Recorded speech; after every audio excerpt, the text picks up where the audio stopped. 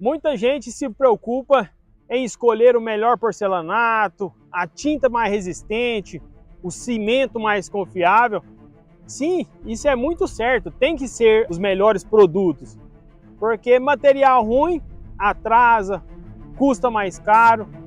Mas eu vou te dizer uma coisa, tão importante quanto o material que você compra é quem vai aplicar este material. Porque se a mão de obra ela for mal escolhida, não tem mão de obra boa que vai salvar material ruim. E acredite ou não, isso acontece o tempo todo em obra. Sabe aquelas pessoas que contratam o pedreiro, o pintor ou o gesseiro pelo preço mais barato que tem? Você só vai saber se você acertou nessa economia na hora que o serviço começar. E muitas das vezes, na hora que ela começa, o erro já vem junto e decorrer com isso o prejuízo daquela contratação. E eu, acredite ou não, eu já vivi isso na pele. Teve uma obra que um cliente meu, ele queria fazer um acabamento de altíssimo padrão, tudo de primeira linha. Investiu num porcelanato caríssimo, daqueles bem grandes, daqueles grande mesmo. O tamanho dele era 1,20 por 2,40. Até hoje eu não vi maior do que esse.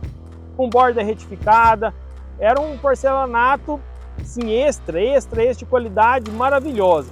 Mas ele decidiu trazer um pedreiro conhecido da família dele para trabalhar na obra e assentar esse porcelanato. E segundo ele, era um pedreiro profissional, já de um histórico muito bom, que muita gente ali da família era muito satisfeito com o trabalho dele. Aí eu alertei ele, falei assim, com produto especial desse aqui, você tem que ter uma mão de obra especializada, porque senão vai dar merda. Mas ele, Zé, eu confio nesse pedreiro, já conheço muito tempo, até por causa da família, da minha esposa, é parente, eu vou ter que colocar esse pedreiro lá dentro da obra para fazer esse serviço para nós. Eu falei, ok, tá tudo certo, se você se responsabiliza por esse trabalho, eu vou acompanhar e te falar o feedback se está sendo aproveitoso a mão de obra dele ou se a gente vai ter que descartar. Aí que veio a surpresa. Quando o pedreiro começou a trabalhar, fazer o assentamento, já deu para ver que o serviço dele não ia sair conforme o resultado que nós esperávamos. Porque as peças estavam mal alinhadas, não estavam alinhadas uma com a outra. O rejunte, a grossura do rejunte que a gente queria de 1 milímetro, já estava chegando a quase 2 milímetros. E o que aconteceu? Em menos de uma semana, o piso que ele tinha começado a sentar na sala, ele começou a chocar todas as peças. E acredite ou não, todo o piso da sala teve que ser retirado. Mas enfim, como se não bastasse isso tudo, já viu aquelas pessoas cabeçudas? Pois é, na hora dele decidir a pintura, ele começou a fazer leilão com as equipes de pintura. Buscar preço a todo custo. O resultado, parede manchada, com marca de rolo, um acabamento grosso, parecendo uma casca de laranja que estava ficando as paredes. E tudo isso em uma casa que era para ser vitrine, sair na revista, com produtos e uma mão de obra especializada, que era para ficar uma casa cinematográfica, acabou virando um transtorno, até para não falar um desastre. E no fim, o que sobrou? Nós tivemos que refazer todo o piso, toda a pintura, e o cliente que achou que estava economizando, fazendo aquelas contratações, gastou mais do que o dobro de mão de obra. Por quê? Perdeu o dinheiro que pagou para aquelas pessoas e todo o produto que tinha colocado, tanto a tinta como o porcelanato, argamassa, mão de obra, caçamba, entulho para retirar. Então, ou seja, ficou muito mais caro do que se ele tivesse contratado tudo de primeira.